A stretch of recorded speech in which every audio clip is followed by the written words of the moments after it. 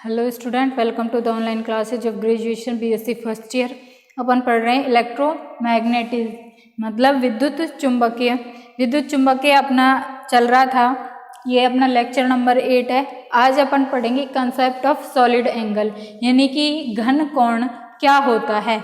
अब अपन आइसक्रीम खाते हैं तो आइसक्रीम कोन वाली आइसक्रीम में जो नीचे वाला सिरा होता है उस नीचे वाले सिरे में जो अपनी सॉलिड भरी हुई होती है, अपनी आइसक्रीम भरी होती है, वो जिस एंगल से भरी हुई होती है वो एंगल हमारा क्या होता है, सॉलिड एंगल होता है। सॉलिड एंगल को अपन किससे डिनोट करते हैं, डी ओमेगा से। ओमेगा से अपन उसको डिनोट करते हैं। अब अपन देखते हैं कि जैसे अपन ने एक कोन ले लिया, अगर और अच्छे से समझना चाहें कि सॉलिड एंगल क्या होता है तो अपन इस प्रकार समझ सकते हैं।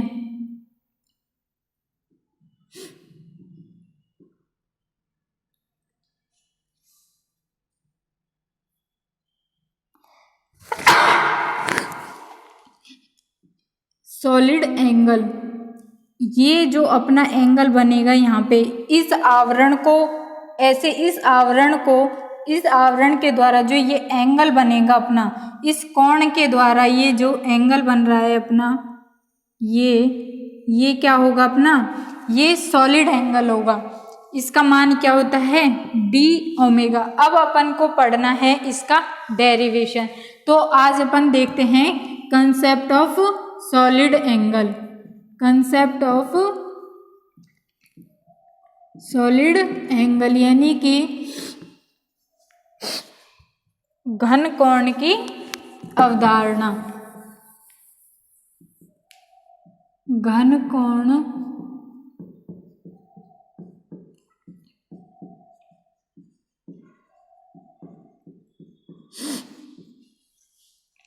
की अवधारणा। अब ये जो सॉलिड एंगल है वो 2D और 3D में विद्यमान होता है। 2D में कोई भी कोण किस तरह स्थित होगा, जैसे ये इसका कोई किसी भी सॉलिड का एक्स एक्सिस है और ये कोई सा भी एक्सिस है, जैसे इसका वाई मान लो, उसका कुछ भाग इधर भी है, तो ये जो एंगल होगा ये तो 2D में हो गया, मान लिया इन दोनों के बीच थीटा है।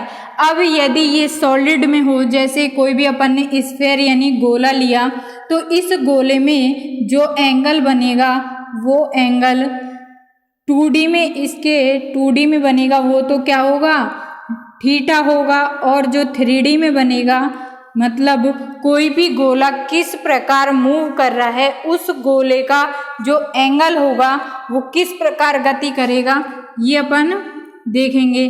जैसे इस गोले में अपन ने अल्पांश लिया, यहाँ पे ये इसकी रेडियस r है, रेडियस इसकी त्रिज्या r है, ये वाली क्या है, r है, और ये इसका अल्पांश ले लिया अपन ने, अल्पांश ले लिया डी थीटा। तो जो ये वाली स्ट्रिप है अपनी, जैसे ये और ये बन रही है, एक अपन इस प्रकार मिलाया तो ये स्ट्रिप कितनी हो जाएगी अपनी, कोण बराबर त्रिज्या से equal to R D theta. तो इसको क्या बोल सकते हैं अपन, आर डी थीटा। अब अपन देखते हैं कि ये तो अपना क्या है, थीटा है, इसको इधर रिप्रेजेंट करना चाहें तो अपन इस प्रकार, ये अपना हो गया थीटा, ये हो गया डी थीटा, ये वाली डी थीटा, और जो ये टर्म है अपनी, ये बन रहा है, ये अपना है आर डी थीटा, कोण बराबर चाप अपॉन त्रिज्या से। तो अब अपन देखते हैं कि इस सॉलिड में जो उसका मूवमेंट है, उसका मूवमेंट किस प्रकार होता है। तो इसमें 3 कोऑर्डिनेट होते हैं, ये 3D में है तो 3D में 3 कोऑर्डिनेट होंगे, तो r एक कोऑर्डिनेट हो गया, दूसरा थीटा हो गया, तीसरा क्या हो जाएगा, फाई, यानी कि ये हो गया इसका फाई एंगल, यानी कि 3 टर्म हो गई r, थीटा और फाई। इन कोऑर्डिनेट में कोई भी जो गोला है, गोलाकार चीज है जो 3D में है, वो इस प्रकार मूव करती है। ये अपन ने यहाँ पे लिया एंगल फाई, तो ये हो गया इसका अल्पांश एलिमेंट डी फाई। अब अपन को क्या निकालना है, सॉलिड एंगल का मान निकालना है। तो इसके लिए अपन देखते हैं, ये तो अपन ने जनरल इंफॉर्मेशन बताई है, अब अपन को देखना है कि सॉलिड एंगल किस प्रकार निकालते हैं। जैसे कोई भी ओ बिंदु अपन ने बाहर ले लिया, उसको अपन ने गोले के दो हिस्सों से मिलाया, गोले के दो हिस्सों से मिलाया, तो अपन देखते हैं वो किस प्रकार आकृति बनती है।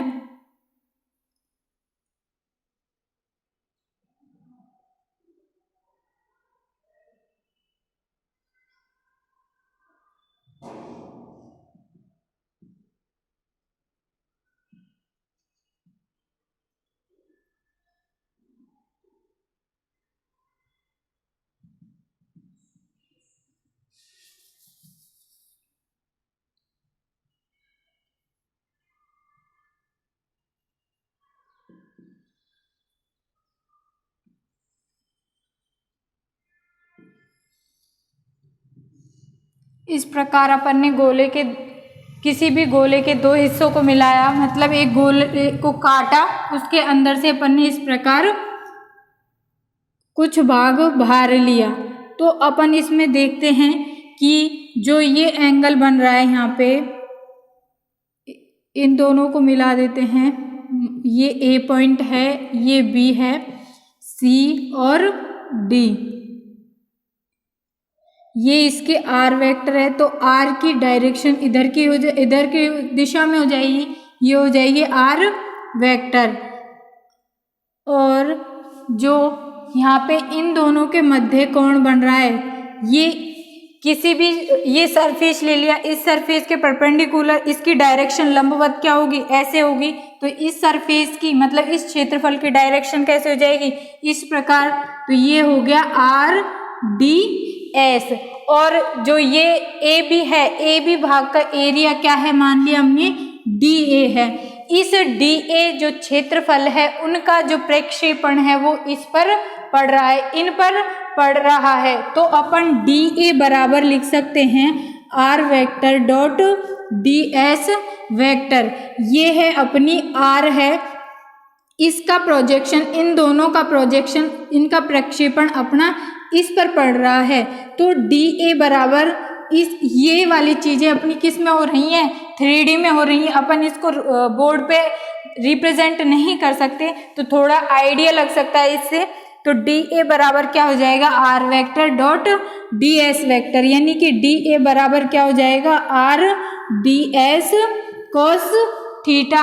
और मान लिया आर बराबर 1 है। तो अब अपन आगे देखते हैं कि जो अपना सॉलिड एंगल है, वो सॉलिड एंगल इसमें क्या बनेगा, ये होगा। तो इस सॉलिड एंगल को किस से डिनोट करेंगे अपन, ओमेगा से। तो यहाँ देखते हैं अल्पांश भाग ले रहे हैं इधर, तो डी ओमेगा बराबर क्या हो जाएगा अपना, D A upon R square हो जाएगा। यानी कि सॉलिड एंगल डी ओमेगा बराबर क्या हो गया अपना, D A upon R square. तो अब अपन इसकी वैल्यू रखते हैं, यहाँ पे r इक्वल टू 1 है, तो डी ए बराबर डी एस कॉस थीटा। अब सॉलिड एंगल हो जाएगा, अब डी ओमेगा बराबर हो जाएगा अपना D S cos theta upon R square. अब अपन आगे देखते हैं,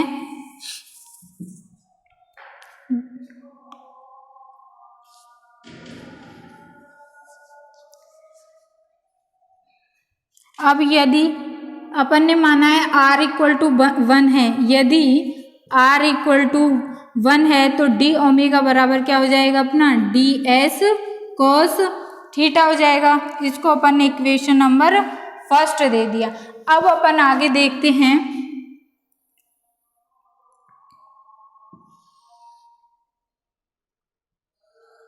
थ्री डी में है ये वाली चीजें, ये है अपना R। तो इस स्थिति में अपन देखते हैं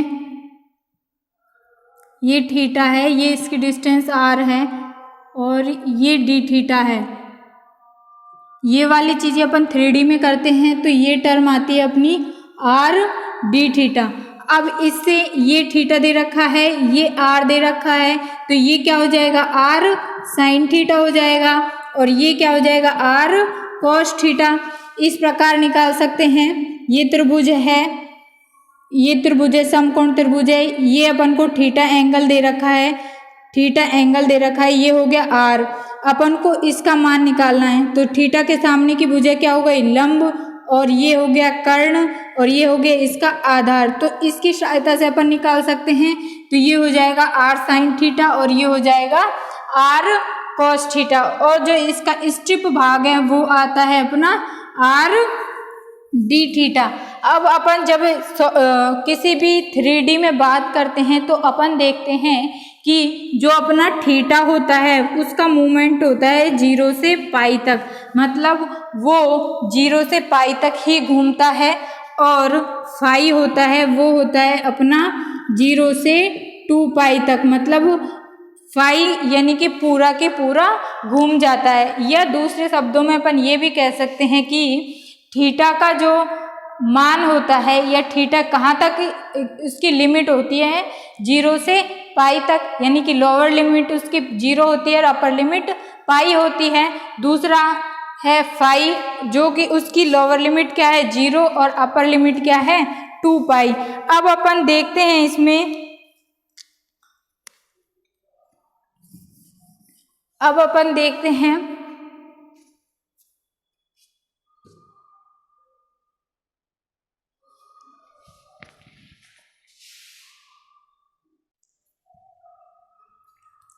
तो अपन अब देखते हैं ये आ जाता है अपना, इसको इस प्रकार भी रिप्रेजेंट कर सकते हैं। अपन ने ये अलग अलग खोल के बताया था। अब ये देखो ये एंगल क्या है थीटा है, अल्पांश एंगल डी थीटा बन रहा है।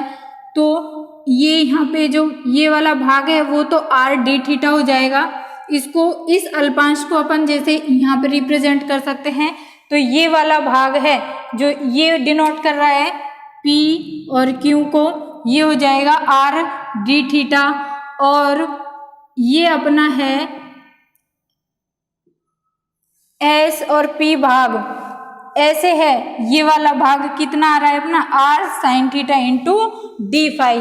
तो इसका अपन यदि क्षेत्रफल निकालना चाहे इस अल्पांश क्षेत्रफल, तो ये डी ए अल्पांश भाग का क्षेत्रफल क्या हो जाएगा, अल्पांश भाग का क्षेत्रफल बराबर क्या हो जाएगा अपना डी ए बराबर क्या हो जाएगा लंबाई इंटू चौड़ाई हो जाएगा, p q into p s, इसको इंटू ये कर दो तो इसका मान क्या आ जाएगा R D theta into r sine theta D phi, यानी कि डी ए बराबर क्या आ जाएगा अपना r square sine theta d theta D phi आ गया।